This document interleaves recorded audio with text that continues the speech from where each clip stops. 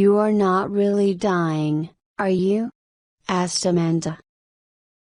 I have the doctor's permission to live till Tuesday, said Laura. But today is Saturday, gasped Laura. This is serious. I don't know about it being serious. It is certainly Saturday, said Laura. Death is always serious, said Amanda. I never said I was going to die.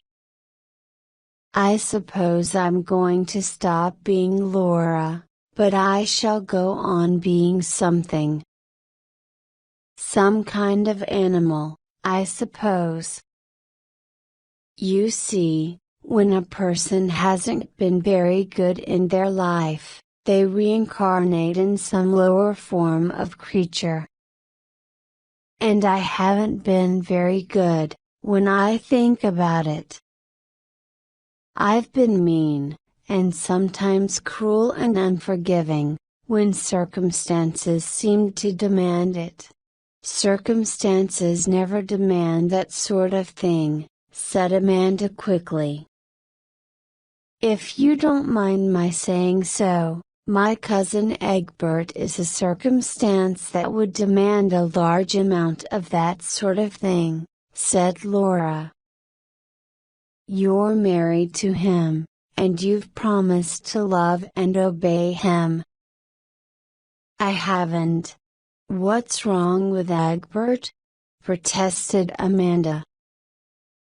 Oh, it's probably me who has been wrong, admitted Laura coolly. Egbert has just been the excuse for my bad behavior. He made a bad-tempered fuss the other day, for example, when I took the young dogs from the farm out for a run.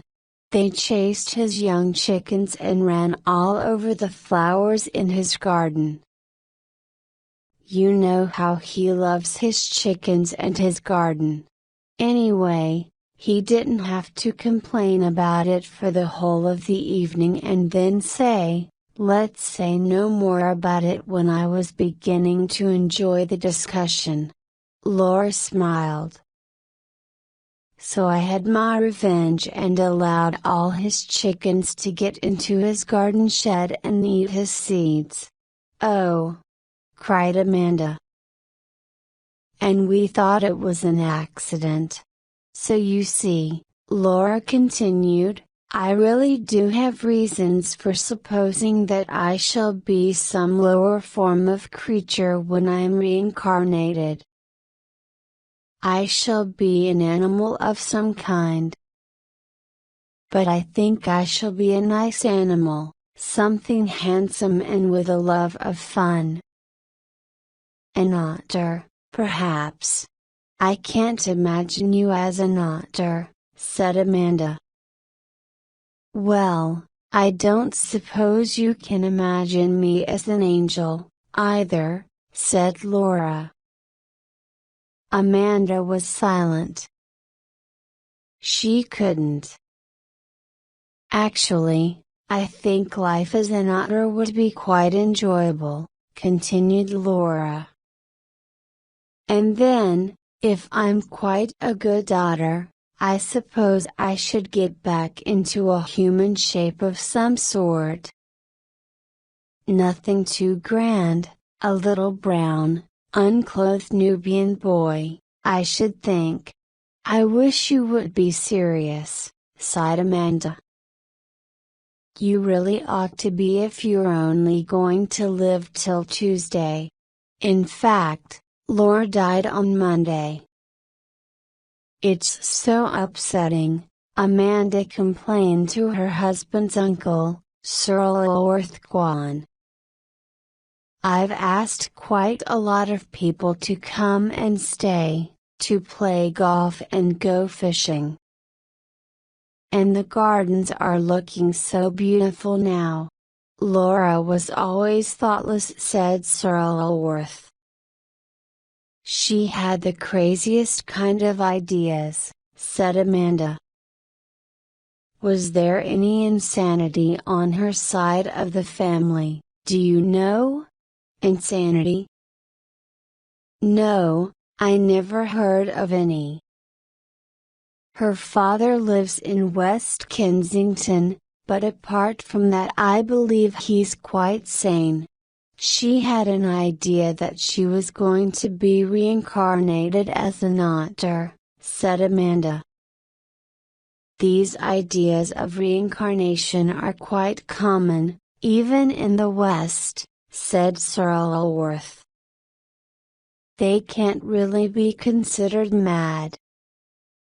And Laura was such a surprising person in this life, I shouldn't even like to guess what she might be doing in the next one. Do you really think she might have become some sort of animal? Asked Amanda.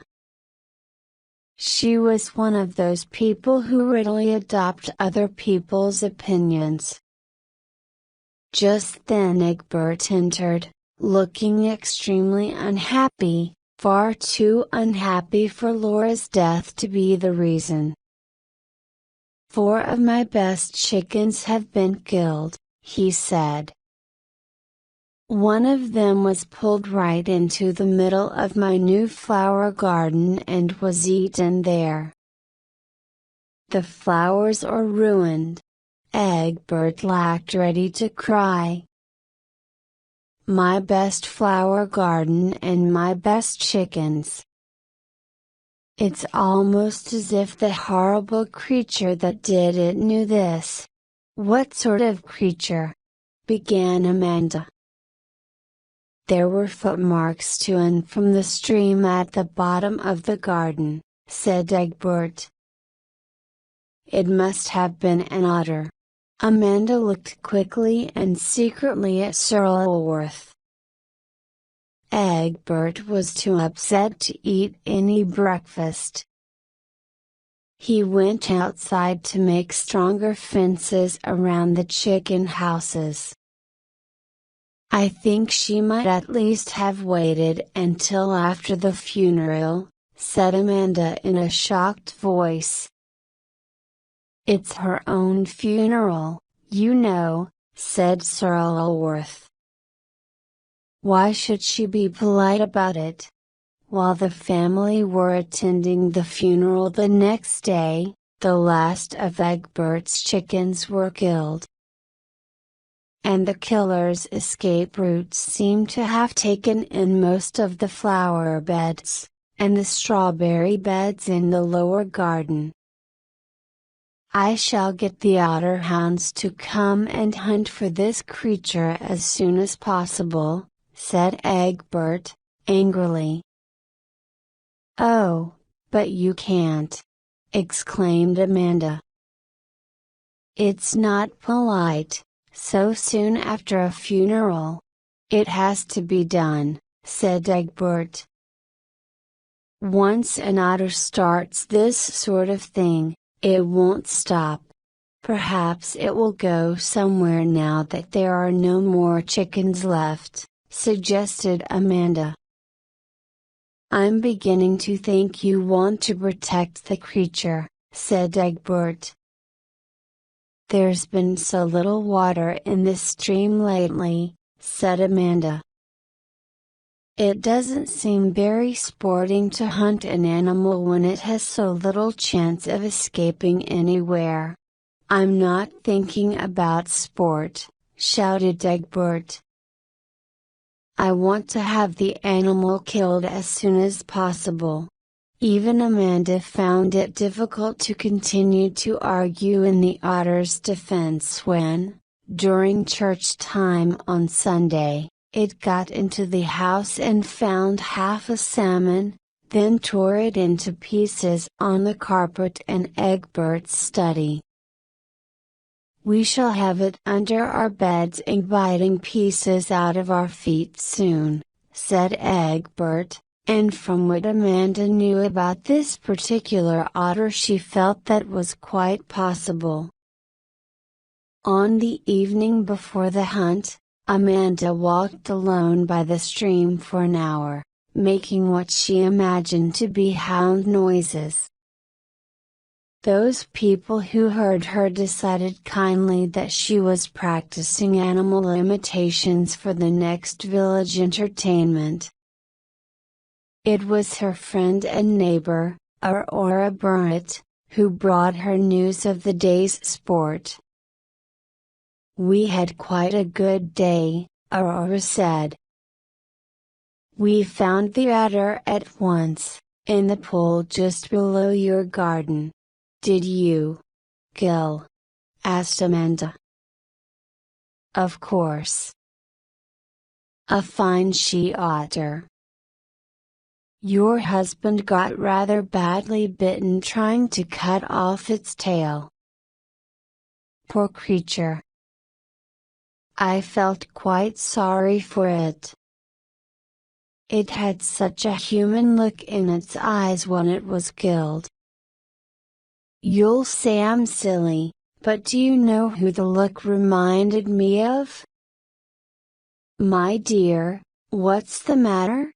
Some days later, when Amanda recovered from her nervous attack, Egbert took her to the Nile Valley.